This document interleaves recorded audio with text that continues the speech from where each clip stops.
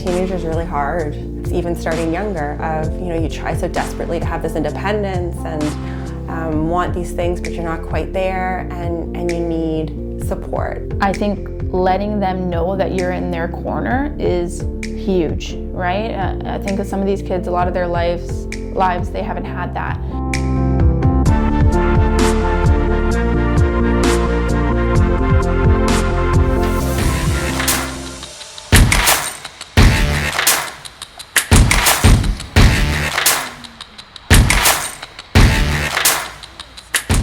Counseling is a mental health practice focused on youth, and when I say youth, I want to kind of focus in on the fact that we don't necessarily have a cutoff age. While our services start at 10, we find that those transitional years need to be included. So after 18, transitioning into an adulthood is a difficult time for a lot of youth and young adults, so that's a big piece that we try to cover. We started during the pandemic because we really saw that need for youth mental health. People were struggling, and in our community there wasn't a lot of resources or ways to access support for that age, and Britt and I love working with young people, and sort of a passion project wanted to start and see where it took us.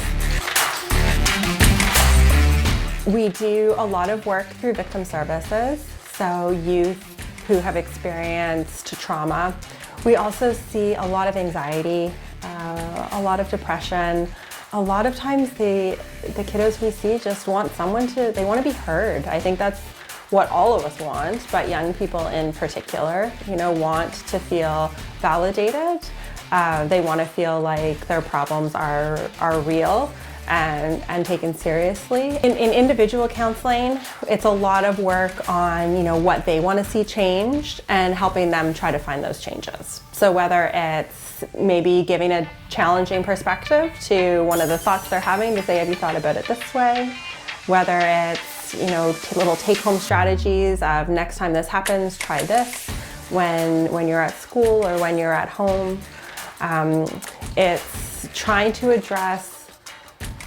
to see what's causing the behavior. So often kiddos are referred from family members who might be engaging in deliberate self-injury, they're harming themselves, or substance use, pieces like that. And it's being able to say, yes, that's the behavior, but we're more interested in, can we help you with what's underlying that behavior? And trying to kind of dig a little deeper to help from that perspective. We provide family consultations, we provide parent consultations if parents are just looking to have some support with how to support their kids at home.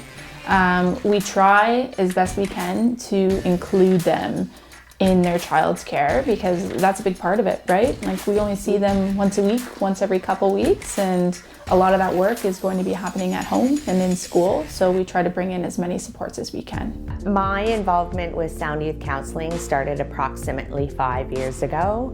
After I lost my husband, Dr. Rob Stevens, to suicide.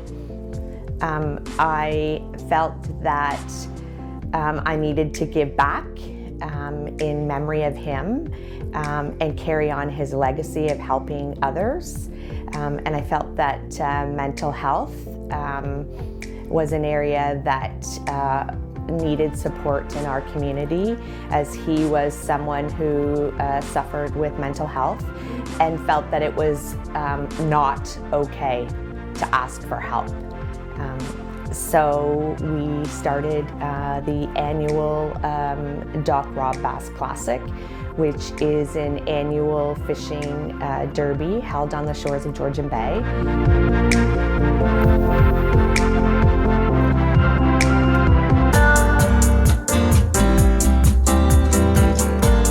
I feel that the focus on youth is a primary focus for me and my family, because if we start young, then hopefully we won't have the Dr. Robs at age 49 thinking that it's okay, that they need to leave this world.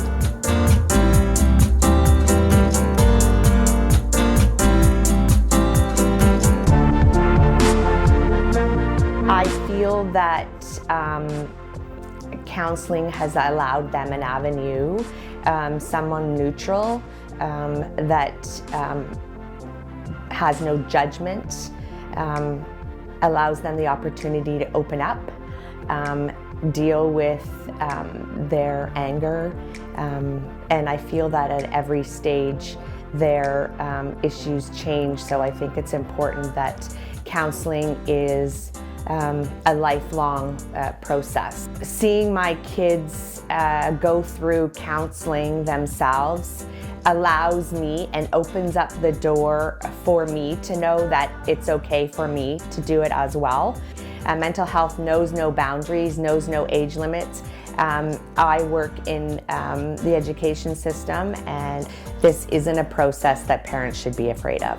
By allowing mental health services or mental health resources into the classroom, into your home, into your everyday life, we're creating healthy, regulated children that as they go through stages and crises in their life, they're better able to cope. I think the earlier we catch things, as with anything we try to change, the earlier we're able to make those changes, the better the outcome. And so I think, if you're unsure, reach out to us, ask. We can give you resources that don't have to be coming to see us. We have lots of things online. There's lots of other programs available. And we're trying to do more of that. As we grow, we have partnerships with other places in town to try to offer online webinars and those kind of education informative pieces to just boost everybody's ability to support mental health. I did not find being a teenager easy. I feel like I can relate to a lot of what the kiddos I talk with tell me, and I want to be I want to be a person to help, to support. So yeah, it's definitely, I feel very privileged to do what I do. I sit in these sessions and I talk with people, and I just feel so honored that I'm someone that they feel comfortable sharing part of themselves with, and that I can be a part of that journey with them. I do what I do because of things that I've been through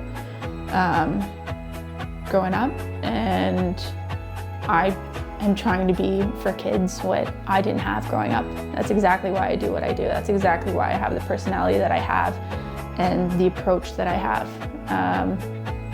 It's something that I wish I had as a kid, and that's the person that I try to be for the kiddos that I see.